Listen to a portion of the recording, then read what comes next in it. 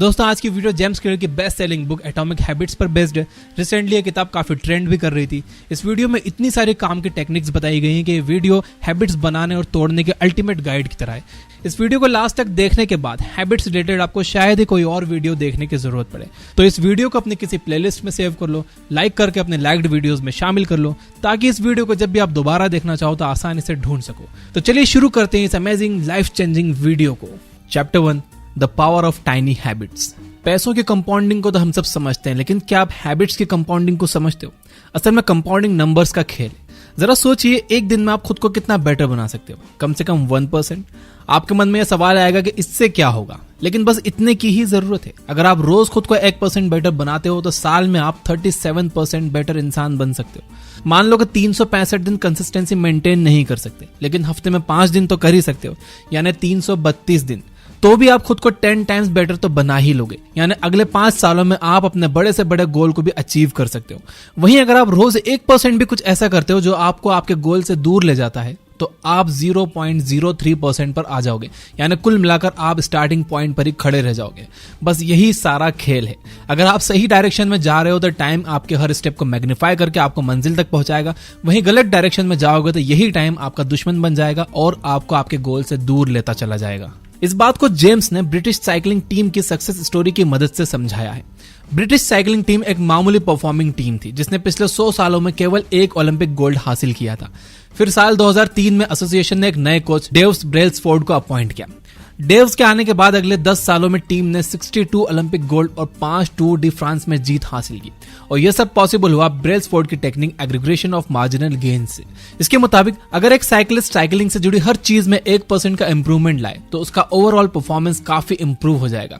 इसलिए कोच ने हर छोटी छोटी चीज में चेंजेस किए, जैसे साइकिल के टायर को लाइट और बेटर ग्रिपिंग का बनाया, साइकिल सीट आरामदायक बनाई, साइकिलिंग सूट, पिलो से लेकर खाने पीने और हाथ धोने के तरीके तक को बदल दिया। इन सब छोटे छोटे चेंजेस के कारण ही ब्रिटिश साइकिलिंग टीम एक आम टीम से नंबर 1 टीम बन गई। Chapter 2, power of identity. आप अपनी आदतें क्यों नहीं बदल पाते? क्योंकि या तो आप गलत चीज को बदलने की कोशिश कर रहे हो, या फिर आपका तरीका ही गलत है। येल यूनिवर्सिटी में ओल्ड एज लोगों के 2 ग्रुप्स पर हुई रिसर्च के मुताबिक जो लोग अपने बुढ़ापे को लेकर पॉजिटिव थॉट्स रखते हैं, उनकी लाइफ एक्सपेक्टेंसी नेगेटिव थॉट्स रखने वालों के मुकाबले 7.6 ईयर्स ज्यादा होती है। यह अपने आप में एक बहुत बड़ा नंबर है, क्योंकि और कोई भी चीज लाइफ एक्सपेक्टेंसी को इतना नहीं बढ़ाती। ऐसा इसलिए क्योंकि जो बुढ़ापे के बारे में पॉजिटिव है उनके पास जीने की चाह है, इसलिए वो मेंटल और फिजिकल दोनों लेवल पर अपना ख्याल रखते हैं। वहीं नेगेटिव थॉट्स वाले हमेशा खुद को बीमार और अकेला महसूस करते हुए बस मौत की राह देखते रहते हैं।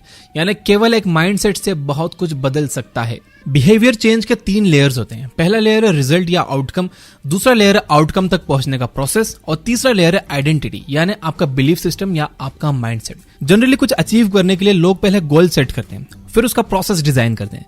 जैसे मुझे अगले 5 महीने में 10 किलो वजन कम करना है, यह है आउटकम। उसके लिए मुझे रोज 2 घंटे वर्कआउट करना है और हेल्दी खाना खाना है, यह है प्रोसेस। लेकिन प्रॉब्लम यह है कि यह तरीका कुछ समय बाद बोरिंग हो जाता है और लोग कंसिस्टेंसी मेंटेन नहीं कर पाते। इसलिए जेम्स बिहेवियर चेंज को एक डीपर लेवल पर ले जाने की बात करते हैं, जिसके मुताबिक आप जो हासिल करना चाहते हो उसे अपनी आइडेंटिटी का हिस्सा बना लो, यानी अपने माइंडसेट और बिलीफ सिस्टम में शामिल कर लो। जैसे अगर आप खुद को एक ऐसा पर्सन मानने लगो जो कभी वर्कआउट मिस नहीं करता, तो आप चाहे कितना भी बिजी हो वर्कआउट के लिए टाइम निकाल ही लोगे, क्योंकि हमारा ब्रेन अपनी आइडेंटिटी मेंटेन रखने के लिए हमारे एक्शंस को मॉडिफाई करता है। इसलिए कहा जाता है कि आप जो सोचते हो वही बन जाते हो। आपका माइंडसेट और बिलीफ सिस्टम जैसा होगा, आपका ब्रेन उसी के हिसाब से एक्शंस डिजाइन करेगा और उसका आउटकम भी वैसा ही मिलेगा। Chapter 3, ruthless elimination. हमारी जनरेशन की सबसे बड़ी प्रॉब्लम है फोकस की कमी। हमें यही नहीं पता कि हमारी प्रायोरिटीज क्या हैं। एक जमाना था जब हर इंसान को अपना काम पता था और वह बस उसी पर फोकस करता था और उसे कामयाबी भी आसानी से मिलती थी। लेकिन आज क्या हो रहा है? चाहे इंडिविजुअल हो या ऑर्गेनाइजेशन, हर जगह प्रायोरिटीज की बात होती है। यानी सेल्स भी चाहिए, कस्टमर सेटिस्फेक्शन भी, काम में क्वालिटी भी और क्वांटिटी भी। लेकिन जेम्स कहते हैं कि चीजें जितनी ज्यादा सिंप्लीफाइड होंगी, उन पर फोकस करके काम करना उतना आसान होता है। जैसे अगर आप एक स्टूडेंट हैं तो आपका ध्यान केवल आपकी स्टडीज में होना चाहिए और आपका पूरा रूटीन उसी के इर्द गिर्द घूमना चाहिए। आप बाकी कामों को उसके हिसाब से मैनेज करें, ना कि कामों के मुताबिक स्टडीज को। उसी तरह अगर आप बिजनेस एक्सपांशन प्लान बना रहे हो तो एक बार में एक ही प्रोडक्ट पर फोकस करो, उसके बाद अगले प्रोडक्ट के बारे में सोचो। चीजों को सिंप्लीफाई करके आदतें बनाना इसलिए आसान है क्योंकि हमारा ब्रेन इसी के लिए डिजाइन है कि हम एक बार में एक चीज पर ही फोकस कर सकते हैं। मल्टीटास्किंग का कॉन्सेप्ट आपको क्वांटिटी ऑफ वर्क दे सकता है लेकिन क्वालिटी ऑफ वर्क नहीं। आइए देखते हैं कि ऐसा क्यों। जजेस के एक पैनल को 1000 केसेस पर सुनवाई करके फैसला लेना था कि कैदियों को जेल से छोड़ना है या अभी सजा बरकरार रखनी है। जब उनके फैसले का ग्राफ बनाया गया तो ये देखकर सब हैरान हो गए कि सुबह के टाइम रिहा होने वाले कैदियों का नंबर ज्यादा था और जैसे जैसे टाइम बीतता गया नंबर कम होता गया और लंच के बाद इसमें फिर थोड़ा इजाफा हुआ और शाम तक कैदियों के हक में ना के बराबर फैसले आए। ऐसा क्यों? इसे डिसीजन फैटिग कहते हैं, यानी आपको जितने ज्यादा डिसीजन लेने पड़ते हैं आपका ब्रेन उतना थक जाता है और आपका फोकस कम होने के कारण क्वालिटी ऑफ वर्क खराब होता है। इसलिए जब बात आदतें बदलने की हो तो प्रायोरिटीज नहीं बल्कि प्रायोरिटी पर फोकस करना चाहिए। Chapter 4 the 25-5 principle, Warren Buffett का गोल्डन रूल। आपका ड्रीम प्रोजेक्ट जिस पर आप कब से काम कर रहे थे, जो आपकी प्रायोरिटी लिस्ट में सबसे आगे था, अभी तक वो पूरा नहीं हुआ और ना ही उस रफ्तार से प्रोग्रेस कर रहा है जैसा आप चाहते हैं। हर कोई ये समझता है और जानता है कि लाइफ में उसे क्या चाहिए, फिर भी हासिल नहीं कर पाता। क्यों? इन सवालों का जवाब आपको इन्वेस्टर वॉरेन बफेट के 25-5 प्रिंसिपल से मिलेगा। वॉरेन बफेट ने अपने पर्सनल पायलट माइक फ्लिंट को यह सिखाया था और माइक कहते हैं कि यह उनकी लाइफ में गोल्डन लेसन की तरह काम करता है। बफेट ने माइक से 25 ऐसी चीजों को लिस्ट करने के लिए कहा जिसे वो लाइफ में करना चाहते हैं। जब माइक वो लिस्ट लेके आए तो बफेट ने उनसे सबसे इंपॉर्टेंट 5 चीजों को सर्कल करने को कहा और कहा कि अब सिर्फ तुम इन 5 चीजों पर ही फोकस करना और अब ये बताओ कि बाकी की 20 चीजों का तुम क्या करोगे। तो फ्लिंट ने कहा कि मैं 5 चीजों पर तो फोकस करूंगा लेकिन जब फ्री टाइम मिलेगा तो बाकी की 20 चीजों पर भी फोकस करूंगा। तो बफेट ने कहा कि यही तुम गलती कर रहे हो। ये बाकी की जो 20 चीजें ये तुम्हारी avoid at any cost list में शामिल हो गई हैं। इन्हें तुम्हें कभी भी नहीं करना है। जब तक कि तुम ये 5 चीजें हासिल नहीं कर लेते तब तक तुम्हें उन 20 पर बिल्कुल भी ध्यान नहीं देना है। ये फॉर्मूला आप अपने शॉर्ट टर्म गोल्स पर भी अपना सकते हो, जो कि 1 दिन के हो सकते हैं, 1 हफ्ते के, 1 साल के, या फिर आप अपने लाइफ के गोल्स पर भी अपना सकते हो। हमारा ब्रेन कुछ इस तरह से डिजाइन है कि हम आसानी से उन गोल्स की तरफ डिस्ट्रैक्ट हो जाते हैं जो शॉर्ट टर्म के होते हैं और इंस्टेंट प्लेजर देते हैं। इसके कारण हम अपने मेन गोल पर फोकस नहीं बना पाते। जैसे कि कई बार होता है कि आपको पता है कि आपको अभी एक घर खरीदने की जरूरत है, लेकिन आप क्या करते हो? आप लोन से कार उठा लेते हो। आपको पता है कि आपको बिजनेस में पैसों की जरूरत है, लेकिन आप क्या करते हो? आपको एक मोबाइल फोन अट्रैक्टिव लगता है तो आप अपना पुराना जो कि चल रहा था अच्छा खासा, उसकी जगह एक नया फोन ले लेते हो। इसलिए जेम्स कहते हैं कि अगर आपको कुछ हासिल करना है तो हर सुबह उन चीजों की लिस्ट मत बनाओ जो आपको करना है, बल्कि उनकी बनाओ जो आपके काम में डिस्ट्रैक्शन बन सकते हैं ताकि आप उनसे दूरी बनाए रख सको। लाइफ में कोई भी 25 गोल्स हासिल नहीं कर सकता, लेकिन अगर वो 2-3 बड़े गोल्स हासिल कर ले तो भी सक्सेसफुल हो जाएगा। इसलिए ये सोचने के बजाय कि आप क्या कर सकते हो, आपको ये सोचना चाहिए कि आपको क्या करना चाहिए। Chapter 5 3 hours of habit forming. हम सबकी एक कमजोरी है कि हम बुरी आदतों को आसानी से पकड़ लेते हैं, जबकि अच्छी आदतों को बनाने में हमें काफी प्रॉब्लम्स आती हैं। हमारा ब्रेन उसके लिए तैयार ही नहीं होता, फिर चाहे एक के बाद एक नेटफ्लिक्स की वेब सीरीज के एपिसोड देखना हो या फिर डाइटिंग के बीच स्नैकिंग। इसके लिए ऑथर ने 3R प्रिंसिपल को फॉलो करने के लिए कहा है। 3Rs यानी रिमाइंडर, रूटीन और रिवॉर्ड। आपने शाम को टीवी ऑन किया और आपको भूख लग गई, ये रिमाइंडर है। आप उठे, मैगी बनाई, ये रूटीन है। और टीवी के साथ मैगी का मजा लिया, यह रिवॉर्ड है। जब रिवॉर्ड हमें प्लेजर देता है तो ब्रेन उसके रिमाइंडर को मेमोरी में फीड कर लेता है, जिससे अगली बार वही इंसिडेंट होता है तो ब्रेन उस रूटीन को दोहराने को कहता है। बुरी आदतों का रिवॉर्ड इंस्टेंट होता है, इसलिए उसे हम जल्दी अडॉप्ट कर लेते हैं। इसका मतलब यह है कि अगर आपको कोई बुरी आदत छोड़नी है तो आपको उसका रिमाइंडर बंद करना होगा। जैसे अगर शाम को टीवी ऑन करती है आपको स्नैकिंग का मन करता है, तो आप शाम में बोरियत को दूर करने के लिए किसी और तरीके का इस्तेमाल कर सकते हो, जैसे वॉकिंग, कोई हॉबी, दोस्तों के साथ आउटिंग।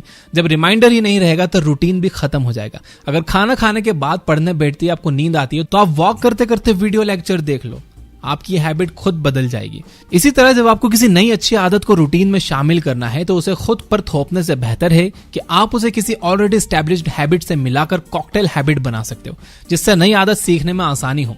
जैसे आप रोज सोचते हो कि ऑफिस से आकर रनिंग के लिए जाओगे, लेकिन आपका शरीर कहता है कि आप थक गए हो, कल करोगे। तो ऐसे में आप अपने ऑफिस शूज उतारते ही रनिंग शूज डाल लो, ताकि आपके दिमाग को रनिंग पर जाने का रिमाइंडर मिले। फिटनेस का रिवॉर्ड एक लॉन्ग टर्म गोल है, उसे शॉर्ट टर्म में बदलने के लिए आप खुद से कह सकते हो कि जब आप रनिंग करके आओगे तो आप अपना फेवरेट म्यूजिक सुन सकते हो या टीवी शो देख सकते हो। इस तरह हैबिट फॉर्मिंग की 3R थ्योरी समझकर आप आसानी से बुरी आदतें छोड़ भी सकते हो और नई आदतें बना भी सकते हो।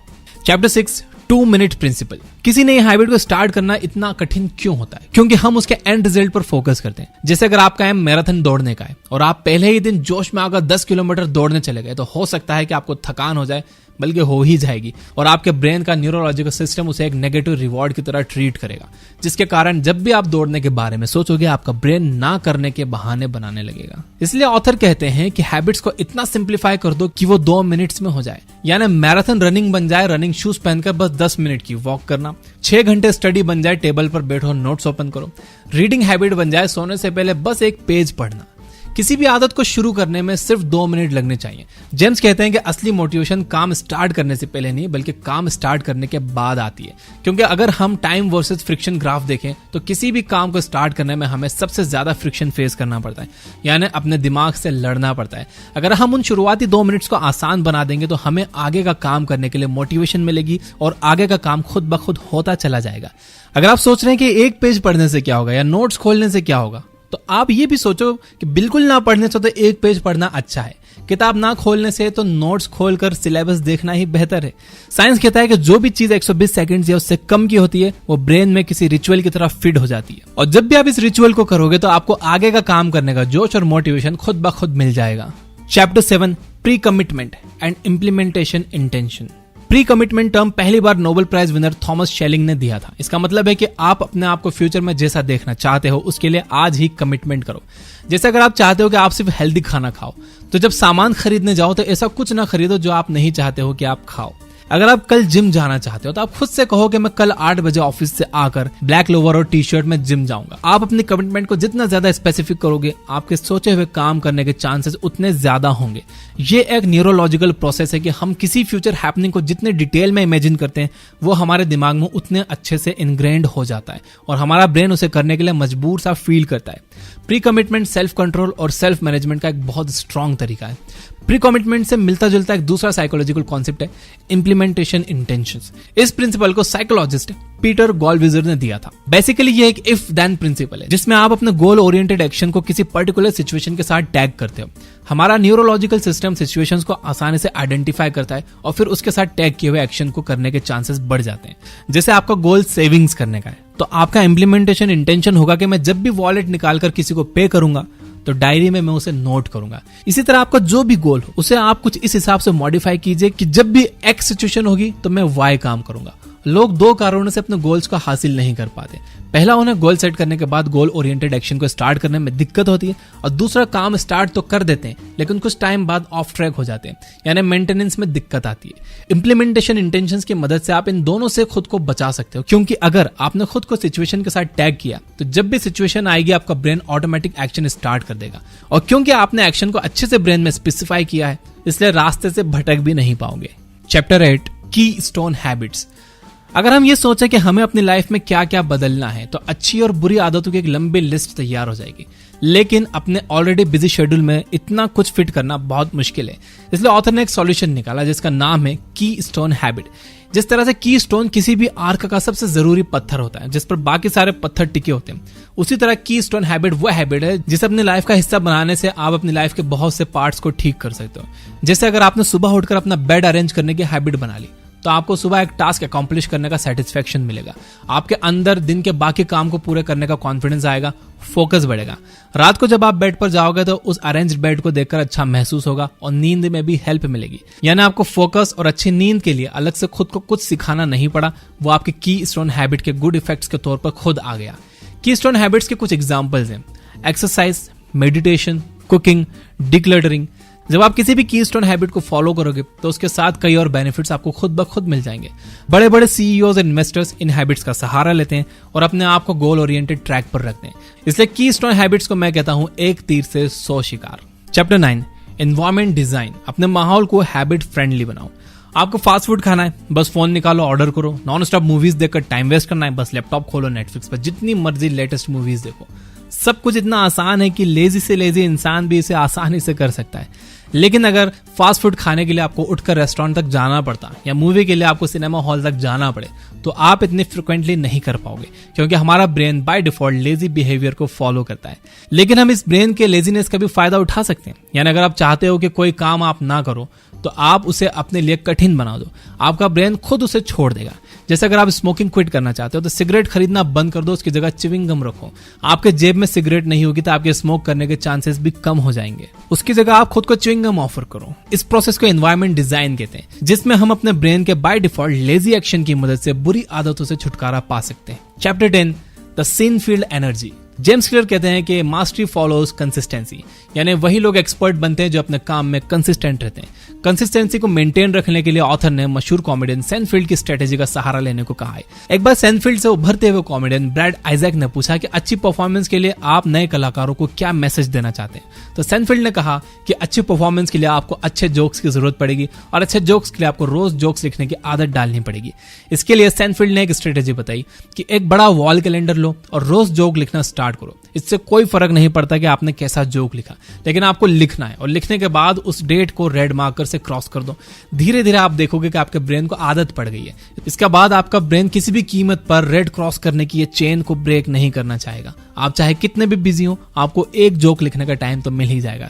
इस आइडिया से आप अपना कोई भी गोल अचीव कर सकते हो। जैसे आपको 100 पुशअप्स तक पहुंचना है तो रोज 5 पुशअप जरूर करो। ये काफी आसान है। आप क्या करते हो, अच्छे से लगा पाते हो या नहीं, इससे कोई फर्क नहीं पड़ता। बस आपको रोज कोशिश करनी है और कैलेंडर पर रेड मार्क करना है उस डेट पर। ऐसा करते हुए एक दिन आप 100 पुशअप्स के गोल तक जरूर पहुंच जाओगे। अगर आप शुरू में ही अपने लिए एक बड़ा गोल रख लोगे तो खुद को थका डालोगे और बीच में ही क्विट कर लोगे। इसलिए सेंट्रल आइडिया यह है कि डोंट ब्रेक द चेन। तो दोस्तों ये थे जेम्स क्लियर की बुक एटॉमिक हैबिट्स से हैबिट्स के बारे में नियरली सारी टेक्निक्स जिनसे आप अपने ब्रेन को बड़े से बड़ा काम करने के लिए ट्रिक कर सकते हो। हमारी लाइफ का बहुत सारा पार्ट हमारी हैबिट्स का ही नतीजा है। हम अपनी लाइफ का 40% हिस्सा हैबिचुअल चीजों को करने में लगाते हैं और केवल 60% के लिए ही कुछ सोचते हैं। इसलिए हमारी सक्सेस काफी हद तक हमारी आदतों पर डिपेंड करती है। इस वीडियो को बहुत शॉर्ट में अगर मैं समराइज करूं तो आदतें बदलने के लिए सबसे पहले आपको अपनी आदतों को सिंप्लीफाई करना है। उसके लिए छोटे छोटे स्टेप्स लेने हैं, कीस्टोन हैबिट सिलेक्ट करनी है, एनवायरमेंट को हैबिट फ्रेंडली बनाना है और कंसिस्टेंसी मेंटेन रखनी है। फिर आप जो चाहोगे वो चीज पॉसिबल हो जाएगी। आपका ब्रेन और टाइम दोनों आपके दोस्त होंगे। अगर वीडियो पसंद आया हो तो इसे लाइक जरूर करना। अगर आप चैनल पर पहली बार आए हो तो सब्सक्राइब जरूर करना और अगर आपने ऑलरेडी सब्सक्राइब किया हुआ तो चेक कर लेना कि बेल आइकन प्रेस है या नहीं, ताकि अगली वीडियो आए तो आपको सबसे पहले नोटिफिकेशन आ जाए